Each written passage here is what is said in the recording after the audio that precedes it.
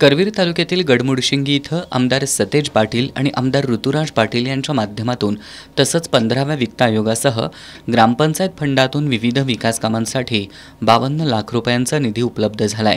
या निधीतून पाईपलाईन, रस्ते डांबरीकरण, ग्रामपंचायत फर्निचर, नृसिंह मंदिरासाठी संरक्षक भिंत आणि मंदिर परिसराचं सुशोभीकरण, सार्वजनिक स्वच्छतागृह अशी कामं साकारणार आहेत। आमदार ऋतुराज पाटील यांच्या उपस्थितीत मान्यवरांच्या हस्ते या कामांचा नुकताच शुभारंभ करण्यात आला। यावेळी बोलताना आमदार ऋतुराज पाटील यांनी गडमुडशिंगी गावाशी आमदार सतेज पाटील यांचे घट्ट ऋणानुबंध असून आमदार सतेज पाटील यांच्यासह आपल्याला या गावानं तळहाताच्या फोडाप्रमाणे जपलंय अशा शब्दात कृतज्ञता व्यक्त केली।